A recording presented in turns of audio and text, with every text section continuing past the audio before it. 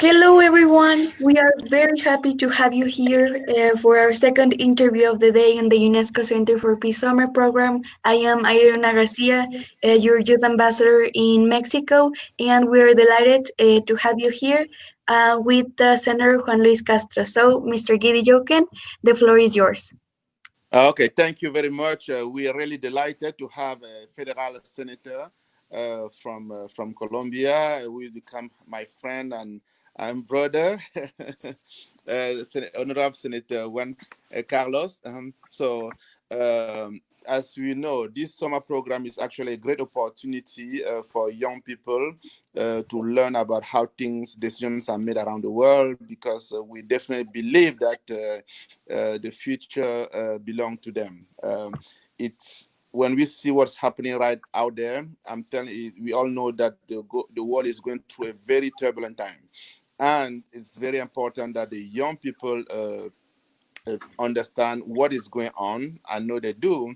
And then this way there's hope for us. And I'm very happy to invite you to be part of this UNESCO Center for Peace Family. I'm going to turn over right now to them so that they can do their job. So mine was to create a platform, and we are here, and we are here to learn. And this the first presentation was mostly for the delegates, but this one will be going across the globe for people. So they may have this, they may be the same question or some few other questions, Senator. So thank you very much for agreeing to be part of us, and turn over back to the delegates. Thank you. Thank you, Mr. Gidi Joken. Alessandra, please present yourself. Good morning, everyone, or good afternoon, since I am Italian. Here it's already 3 p.m. I will be one of the two person who is going to ask you some questions.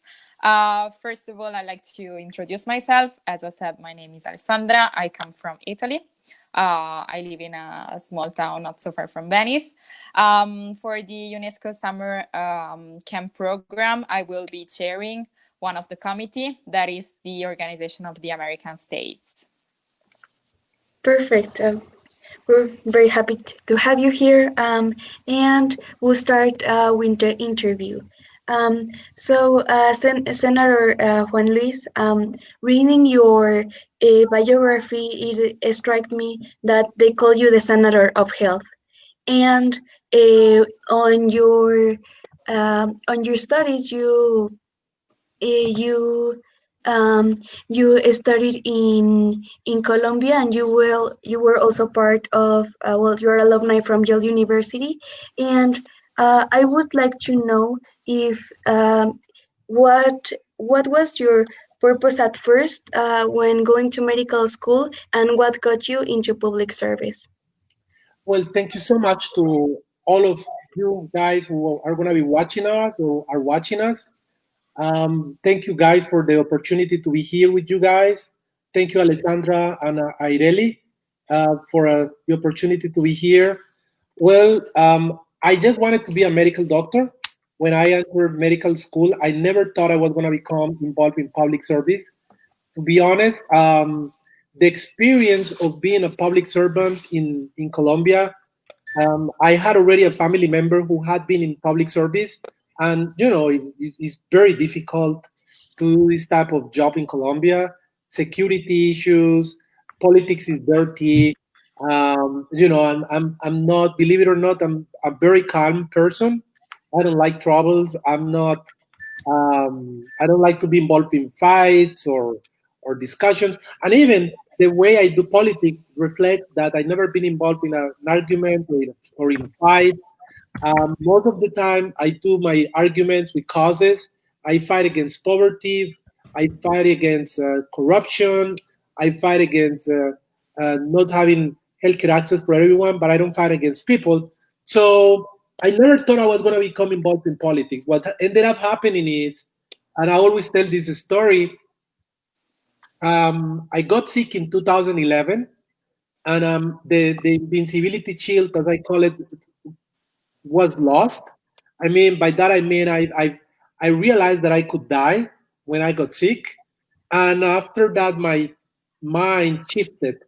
and I thought I needed to live in a different way. Not because I had gotten sick because of my way of living or my habit, because I got a cold and then a flu, and then after the flu I got really really sick, and I almost, I was sick like for 2 or 3 years. I got a neuropathy, and my point is that after that I thought, you can die any day, anytime, and you need to live your life like if it was the last day, or at least try to make the most of it. And because of that, I ended up doing something I thought I would never do, which is going back to Colombia, getting involved in politics, doing things I've never done before. And I think that that was the thing that shifted my frame of mind and made me do things that I probably would have never done hadn't it been that I gotten sick. Perfect. Perfect. Thank you very much. The question I would like to ask is somehow related to the one I really just asked you. So, is your experience in the Congress? And since you are both a doctor but a politician as well, what do you think about politics? Is it something abstract or something that can be real? And what's your relationship with ethics? Well, politics is something real. The worst decisions that can be made are made by politicians and end up affecting all of us.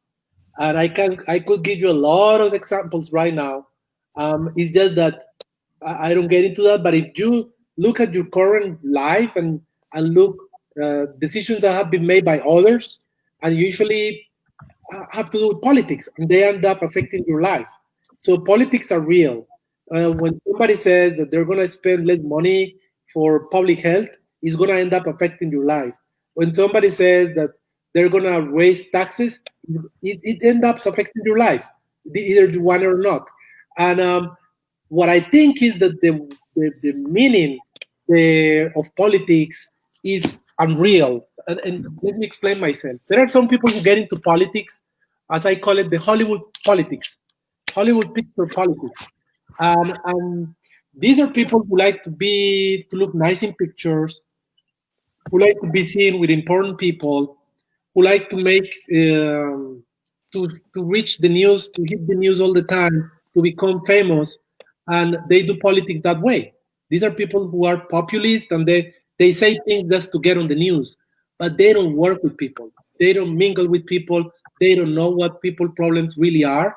They just do it for the television and the you know being famous and get people to believe in them by becoming famous.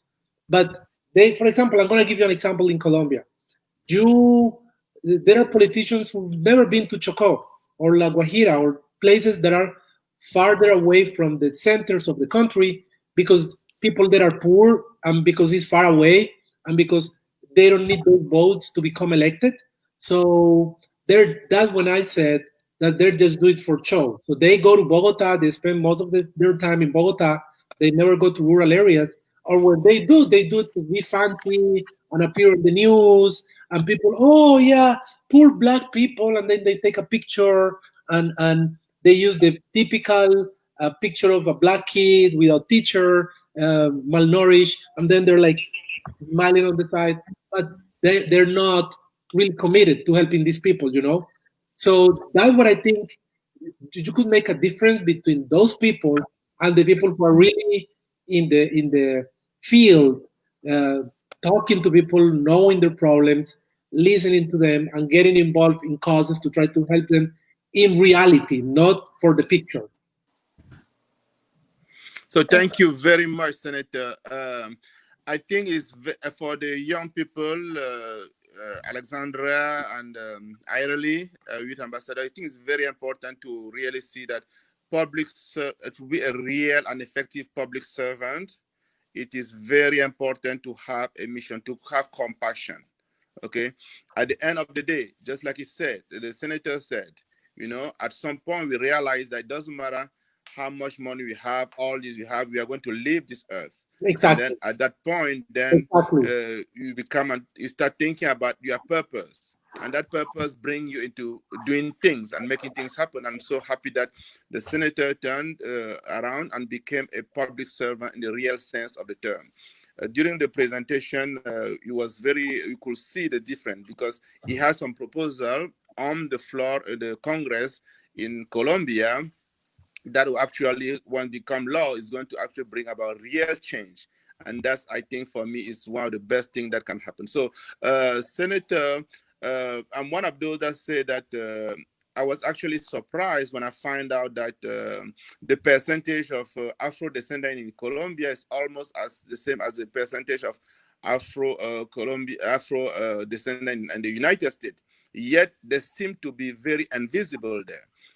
I actually had to do so much during this summer camp. This is the 14th year we are doing the summer camp. I had to really go to Colombia, work with some university to bring the first Afro-Colombian to the summer camp, which something that's supposed to happen naturally. So, so the question I'm asking is that what will it take? What will it take? I know you are focusing on health. What will it take to really get more Afro-Colombian to be as active?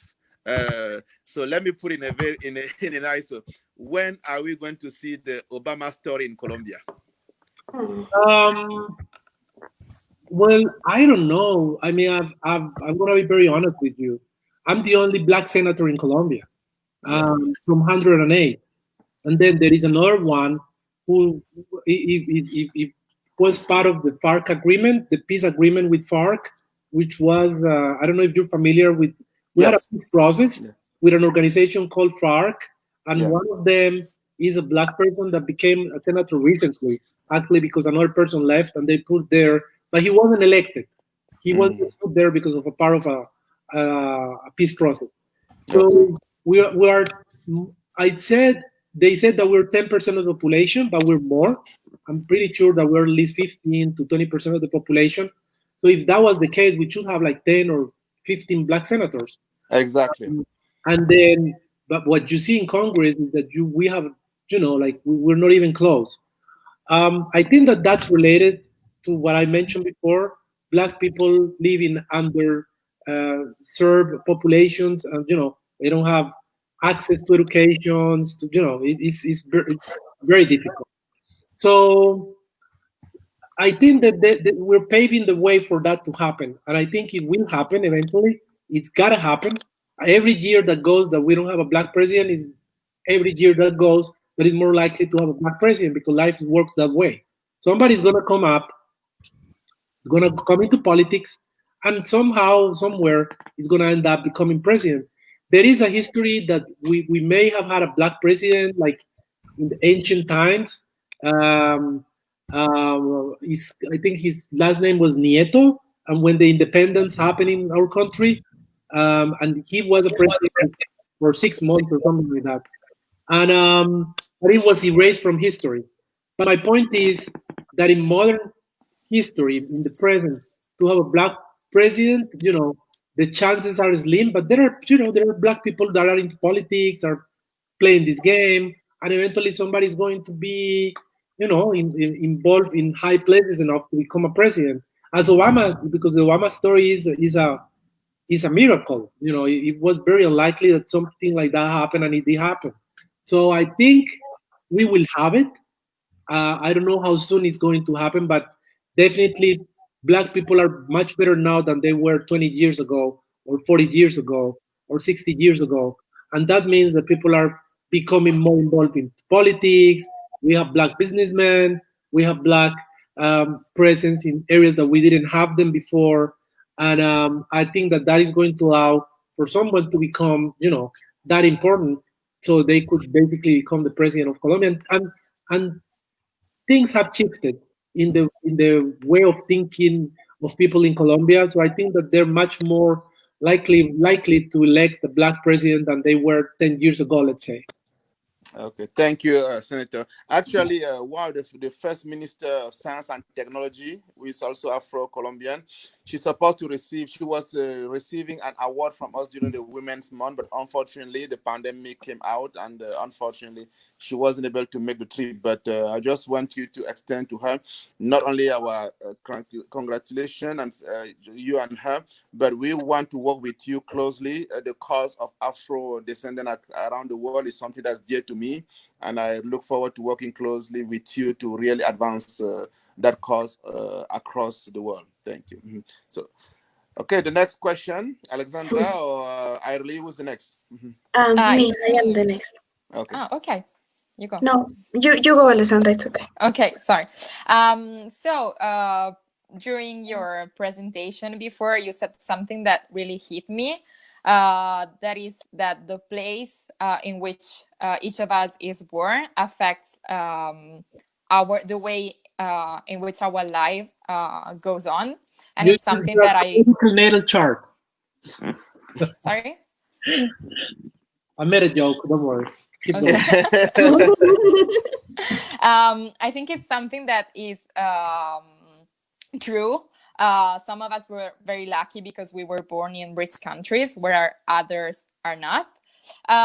So my question was if there are any projects for you in Colombia to help these regions that are less developed, and in particular, what kind of measures are taken during this health crisis, seeing that these regions didn't have a good health system before, and this lack of healthcare or good healthcare system is particularly stressed right now during the pandemic? Well, I think that there is a deeper message. When I mention that, usually I don't go in deep into it, but this is basically the deeper message, the meaning of that message. When I said that whenever you're born, it affects the way your life ends up being.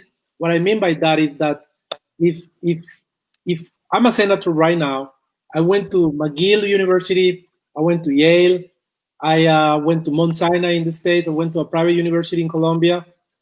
Despite being a black man, the the narrative of black people in my country is not. It ain't like mine. It doesn't life for most blacks. It doesn't happen to be like mine. What it ended up happening to me is that I have the means, the opportunities because of the family and the place that I was born in, which allow me to have access to all these opportunities. And the deeper message is that everybody's equal. If you take a homeless person and if you go to the way they were born and you put them, if you put guy in my place to be born from the uterus of my mom in Colombia, he would be a senator right now. He would be a senator right now, and he would be doing what I did probably because the way my life was shaped was because of the opportunities that the people I had surrounding me. And the meaning is that when you look at another person, don't look, don't blame the person for who they are, but where they were born, the opportunities they had, because that has been even proven by science already.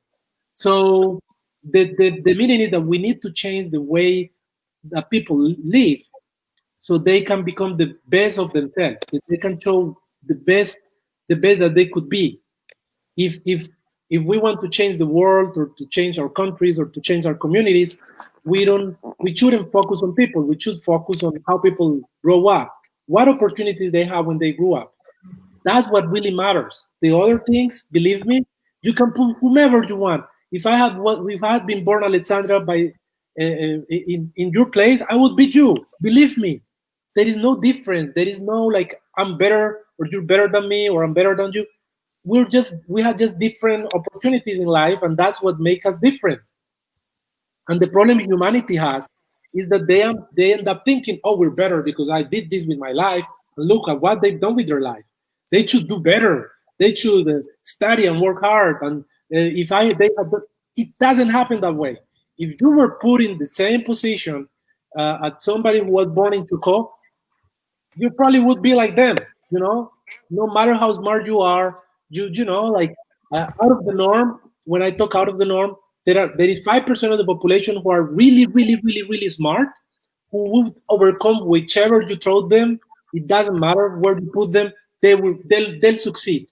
Either for bad or for good, they'll do it because they're just so smart. And 90% of the population, they thrive depending on where they grew up, where they were born. And it's as simple as that. There are no special people. There are no, most people are regular lay people like you or me who end up doing with their life what they could do depending on the opportunities they have surrounding them. When you, and that's what I think the deeper message, that we're all equal. There are no people better. There are no people better than others. You know, there is no one that is better. It's just that they have better opportunities. That's it. But it's not like you did better than you make a bigger effort. Even effort is mediated by the opportunities you had in your life. If you didn't have opportunities, at some point you just become tired and say, "Man, I'm not gonna keep trying and spending my energy in something that's not gonna happen." All right. But if you see that there is a light at the end of the tunnel, you're like, "Okay, I'm gonna keep trying because I see the end there," and people don't give up. So so that, I think that's the deeper message. Like, no matter what we think, we're all equal. There is nobody with superpowers or oh, I was the best in my class and I went to this and this place because I'm really smart. No, you just have, better schooling. That was even proven by science already. Like, if you were born in a better zip code in the States, then you're more likely to go to jail. Of course you are. Yeah. I mean, Yeah. this, Yeah. there is no break. That's what I'm putting my example. I was Mm-hmm. born in a privileged family. I mean, I'm of course, genes play a role, but 95% of the time it's not genes.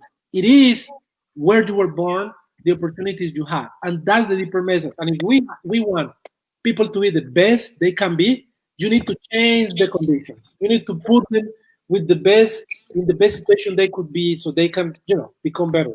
In terms of Colombia, yes, I have done a lot of things for Choco. I have done a lot of things so they can have access to better healthcare in terms of the pandemics. And we reach out to the government in several occasions so they could get ventilators there, so they could get more money. They would pay the healthcare personnel. And right now we're working with uh, the Minister of Science and Technology Yes. to try to put internet in Choco. So people, Amen. when even if they don't have water, at least they can have internet. It's actually easier to put internet than water first. So Yeah. that was before I was saying, man, yeah, they should have water, yeah, but if they can have internet now, let them have internet. At least they'll see something in a screen and they can educate themselves. One of them is gonna learn that maybe they can do something different to get more water or something like that. So it's very important what we're doing, and we're doing it with in several areas.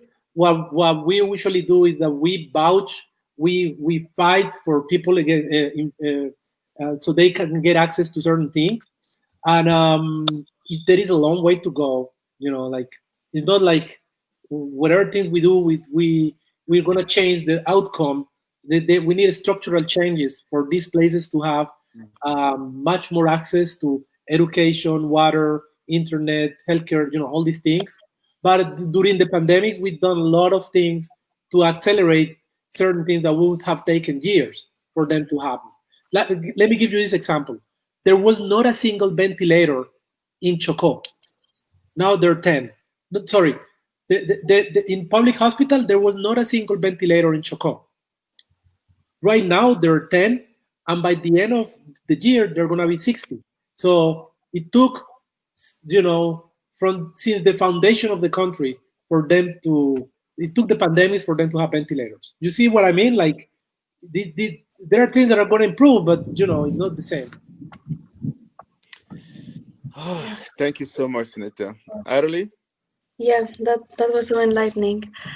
So one of the issues that has been a topic of conversation during the summer program has been corruption and the inability that the system has by itself to support the population. So in that matter, I've contacted Rodrigo Guevara Iglesias, the president of APECO, that contact you for the summer program, and we would like to know what measures can be carried out to guarantee the efficient use of public spending in a context where weak institutions, corruption, and bureaucracy are one of the greatest problems of the state. Well, this is the thing. I think that corruption is related to impunity or to the lack of justice carried out in our countries, specifically in Colombia. In Colombia, we get very few percent of the crime is resolved, and this gives the sensation that there is no law, that we're in a lawless state. So we got illegal group, we got drug trafficking, we got corruption, which I think is the worst of the problem we have, because then for every dollar that you spend in public for the country, then let's say 20 or 30%, 20 or 30 cents are stolen by corrupt politicians. And that's a big damage to the public health finances. And even more, I would say that even more than that is stolen. So what I think that needs to happen, we need to improve our judicial system. We need to improve our justice system. We need to strengthen it. We need more money. We need more investigators. We need to make sure that if somebody commits a crime, they're going to get punished, or at least they're going to think that you're going to get some sort of punishment if you do something with the law. And I'm going to give you this example. The big difference between the United States and I would say Colombia, to make just this comparison, is that if people come to the United States and they know that if you break the law, someday the police are going to knock on your door. It's not that it's 10 years, 100 years, but they will come. They will give you. And that's the big difference. Because people refrain themselves. It's not like they come to the States and they become better. They know the consequences will be there for them, waiting for them. So that's what I think the justice needs to be served. Like we need to strengthen the justice system. And when we do that, corruption is going to decrease a lot. Unless we do that, we're going to continue to have these situations because people are not afraid. They keep doing it because they think, you know what, nothing is going to happen. Which, in truth, if you see the impunity, if you see the kind of things that happen in Colombia and people don't get punished, even though everybody knows they did it or everybody knows that, so that's basically what ends up happening. Thank you so much. Let me give you this little example before I leave. No, yeah. So in the financial system, this is the best example actually. In the financial system, you get, we have 50 billion pesos, which is like $12.5 billion to invest in healthcare every year. All right. We have we have like 1,000 people hired. Listen to this. We have 1,000 people hired to take care of this money. 1,000 people. Just divide 12.5 billion divided by 1,000. If you get the same amount of money to the financial system, to the banks, how much people would you think would be watching this money? It's like 1 million people. You understand my point? So that's what I think. We need to strengthen these things because if you leave $12.5 billion waiting there, what do you think is going to happen? I mean, oh my God, yeah. People, it's obvious. It's obvious that that's going to happen. If you leave a bag of gold and you cannot be watching all of them, somebody's going to steal the money because it's going to be there just to be for the take. It's going to be there for the take. It's a human thing. I don't think that's what I'm saying. I don't think I'm better than anyone.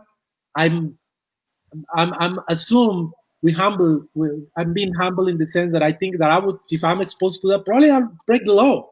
I mean, I don't because by the age I have and the things I lived through, I'm already past those sorts of things. But if you put somebody, in that situation, they'll probably break the law. So you shouldn't be doing that. We shouldn't be doing that. Okay. Yes. Thank you so much, Senator. I think the two things that you said that I would like to stress again, the fact that we are shaped by where we raise up. We didn't choose to born in to born in Cameroon. We didn't choose to be born in Colombia or Italy or Mexico. But yes, it's very important that we do whatever we can to help those who are less fortunate. Because there's one term. The senator might have said a lot of things, but what is focusing on is equity. Okay, providing equity to everybody, because some people equal opportunity, and that's what we are striving for. And I think, Senator, I really want to thank you for taking the time to talk to us. And again, we here at UNESCO Center for Peace, we have a great team. We are about 400 to 500 people that sign on this conference, and we want to believe that they are all they want to all be part of the solution. So I would like to just humbly say that anything you do over there, please reach out to us. Especially, I was talking like empowering. We have a network of people that may be able to play a role in helping the technology in Choco. Feel free to reach out to me, and also with the Minister of Science and Technology that I've communicated with a number of times. Please get us involved, because you never know. In the world, sometimes it depends on who you know, and it's about networking. And the same way I was able to get in touch with you, the same way we might be able to get in touch with some people that may be able. The U.S. actually has a lot of Afro-Colombian the Afro descendant that care about the destiny of what's happening to other Afro descendant across the globe. So on this, I want to thank you for spending some time with us. And like I said, now we are part of a family. I don't know if Alexandra and Irely would like to say. I usually close, but today I'll let the young people close. So, would you like to say one last thing to the senator? Well, thank you very much for everything you've said. That was very interesting, especially for those who do not live in Colombia or in general in America.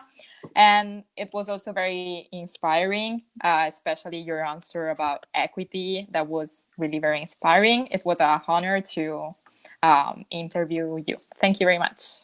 Thank you. Yeah, thank you. Irely? Mhm. Yeah, thank you. As a Latin American and also as a patient with diabetes, it is an honor for me to know a public server that really works for the benefit of the public and not for the benefit of corruption or power. So thank you very much for this interview. Congratulations on your work and welcome to the UNESCO Center for Peace family. Welcome. Thanks. Okay. Thank you. Thank you. All have a Thank you wonderful so much. day. It was Thank very you. nice to Thank be you. with you guys. Take care. Thank you too. Bye.